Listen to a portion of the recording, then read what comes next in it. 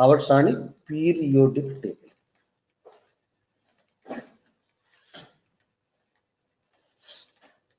Periodic table पहले आवर्त सारणी को थोड़ा सा तैयार कर लेते हैं तो उससे हमें पता रहेगा।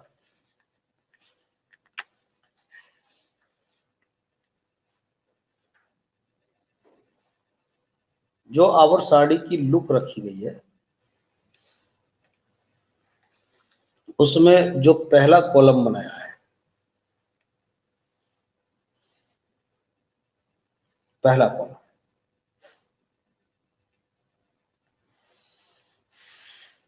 वो फर्स्ट ए नाम रखा गया है इसका, पहले कॉलम का। एक बना लो, बड़ा सा पेज में बना लो, तो केवल मेन चीज लिखेंगे जिसमें जो तत्व हैं वो हैं हाइड्रोजन पहले में, फिर लिथियम, फिर सोडियम, फिर पोटेशियम। बस नीचे के हमें नहीं लिखने।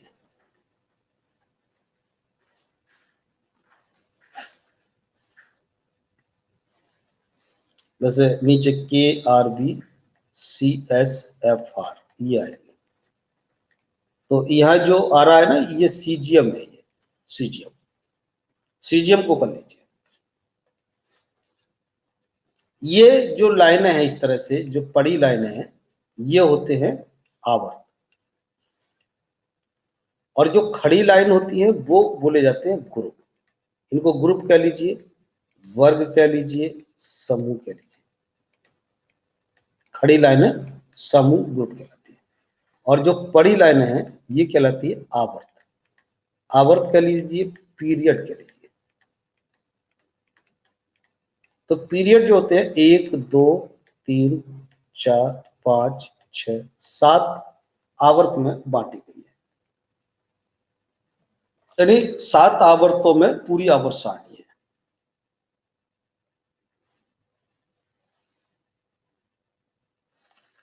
टोटल 118 तत्वों को इन्होंने कहां रखा है? इस आवर्त सारणी में सेट किया है 118 तत्वों को।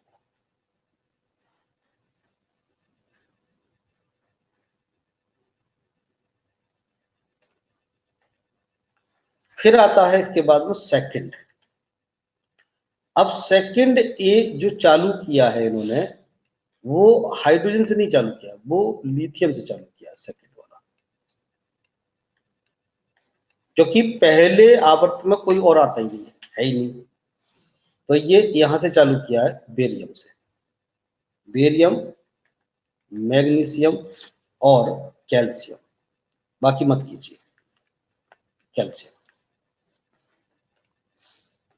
बाकी और छोड़ दीजिए। इधर लास्ट में जो रखा है वो जीरो ग्रुप रखा है, जीरो ग्रुप, ये बाद में जोड़ा था।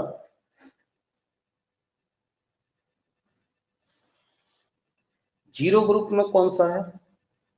ये लाइनें पूरी जाती हैं आगे तक, बीच में कुछ तत्व नहीं है। जीरो ग्रुप में वही helium, neon, argon, krypton, xenon और रेडॉन।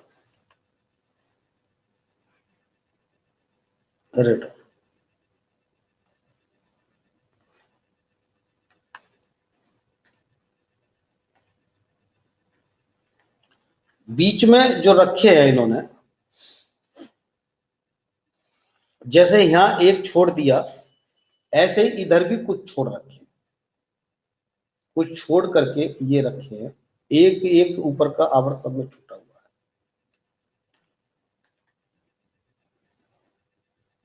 ये सेवेंथ ग्रुप है, सेवेंथ, ये 6 है, ये 5th है, और ये 3rd है, 3rd। इनमें कौन कौन से रखे हैं, कुछ खास खास लिख लेते हैं। जैसे कि इसमें है FCl BrI, F का मतलब फ्लोरीन, क्लोरीन, ब्रोमीन और आयोडीन, ये रखे गए सातवें में। और छठे में क्या है? छठे में है ऑक्सीजन, सल्फर, बाकी और छोड़ दीजिए। इसमें नाइट्रोजन, फास्फोरस, बस दो ही कीजिए। इसमें कार्बन, क्या चक्कर, 6, 5th, अच्छा 4th रह गया, 4th और 3rd, बस इतनी कीजिए। 3rd कार्बन और सिलिकॉन, जर्मेनियम, जर्मेनियम और Sn और Pb, और इसमें बोरान और एल्युमिनियम, बस दो ही कीजिए।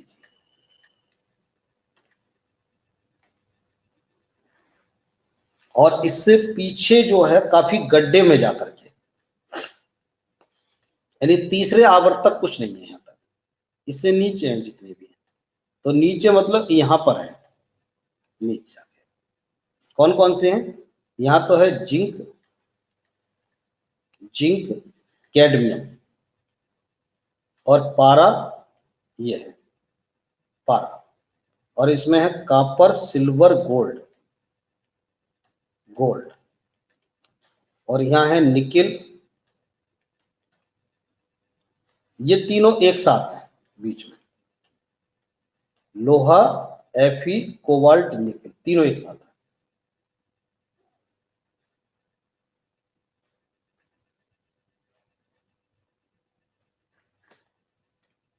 पीछे की ये मत कीजिए, छोड़ दीजिए, ये मत कीजिए, हमारा काम इतने में ही चल जाएगा। तो देखिए ये फर्स्ट हो गया, ये सेकंड, ये हो गया सेकंड, और फिर 3rd, 4th, 5th, 6th, ये यहां से चालू हो गए।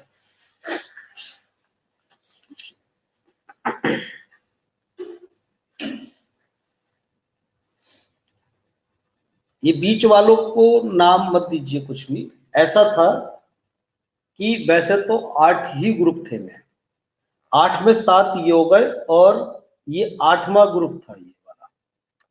शुरू में जो बताया था कि 8वां ग्रुप है, लेकिन 8वें को बाद में चूंकि बाहर की कक्षा में 0 होते हैं, इसलिए 0 ग्रुप कह दिया।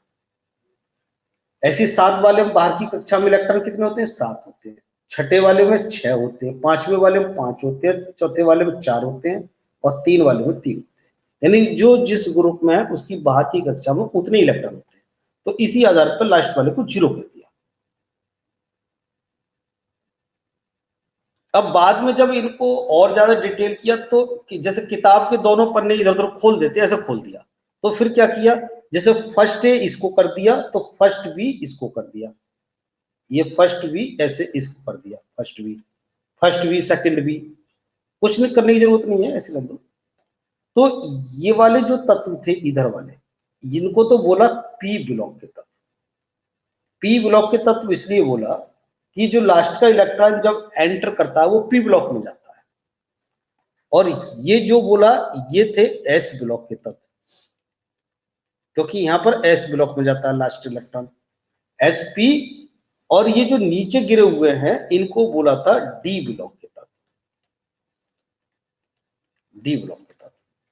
और नीचे 2 लाइनें और डालनी पड़ेगी इनको अलग से,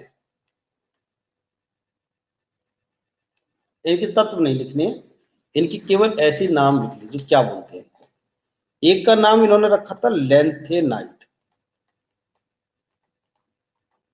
और एक का नाम रखा था एक्टेनाइट्स, लैंथेनाइट और एक्टेनाइट्स।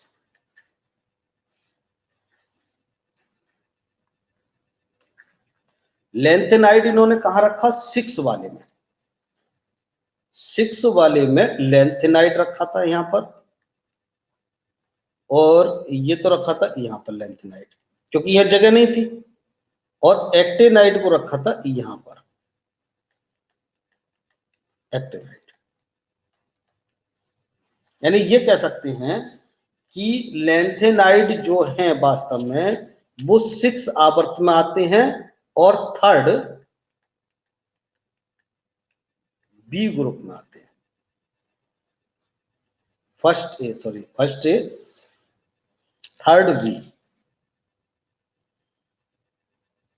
थर्ड बी कह लीजिए, थर्ड बी ग्रुप में आते हैं।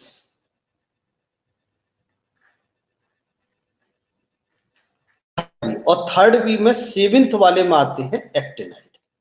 इनको क्या बोलते हैं? डी ब्लॉक के तत्व बोलते हैं, जबकि इसको बोलेंगे एफ ब्लॉक।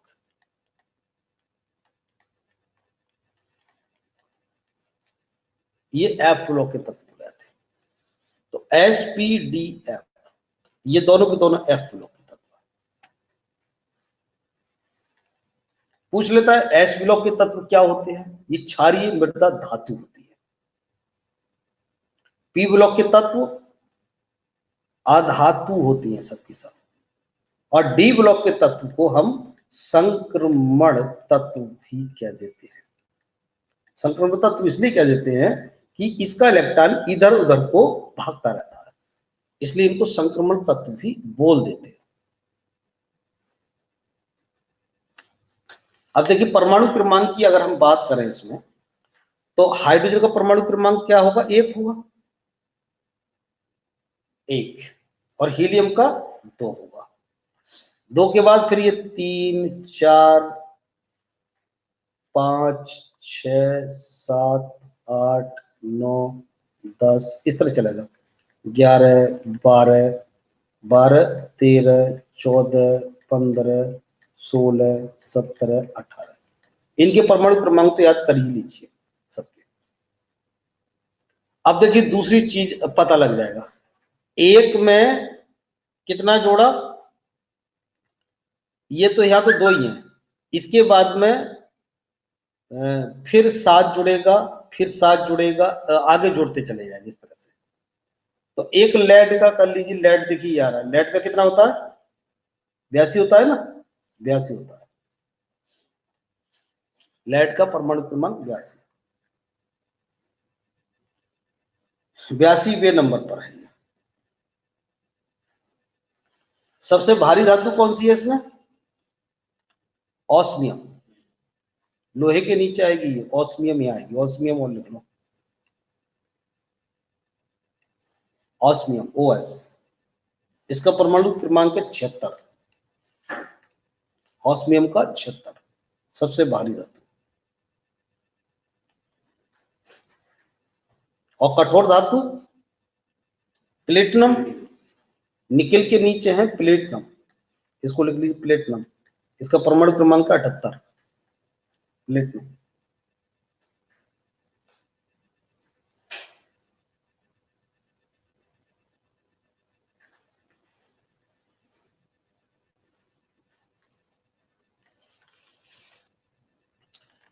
इनको बोलते हैं हैलोजन। 7वें वाले को हैलोजन बोलते हैं, हैलोजन।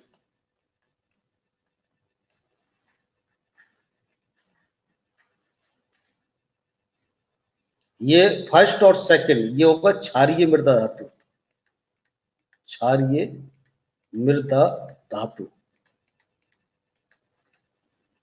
और 0 ग्रुप हो गई इनर्ट गैस, इनर्ट गैस।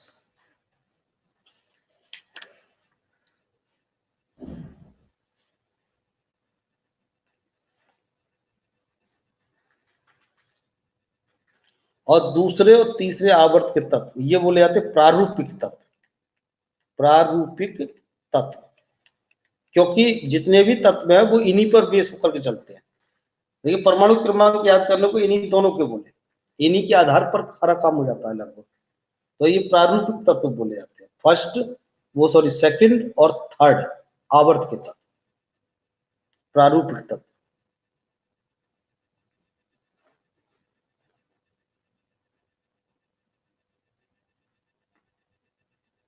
इसमें टोटल मेटल कितनी है? अगर धातु की बात करेंगे तो धातु ये टोटल मिलेंगी आपको 90 धातु।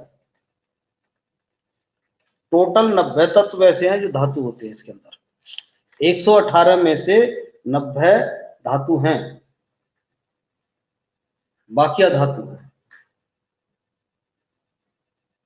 सबसे हल्की धातु कौन सी हो गई? लिथियम, हल्की धातु। सबसे भारी धातु, सबसे कठोर धातु। और ये जो तीन है ये बोली जाती है सिक्का धातु, सिक्का धातु, तीनों की तीनों। Copper, silver, gold.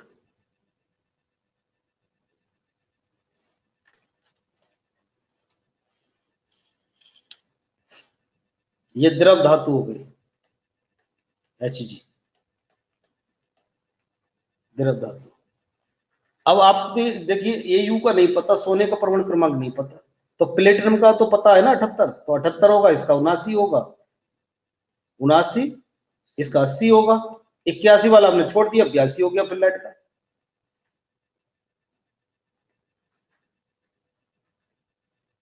तो इस तरह से कभी कभी ना भी पता होता है तो हम पता लगा लेते हैं। अब जैसे ये कहा कि परमाणु क्रमांक, मान लिया हमने सल्फर की बात कर रहे हैं, तो सल्फर का 16 और 32 होता है, तो परमाणु इलेक्ट्रॉनिक विन्यास क्या बना इसका? 2,8,6 बना।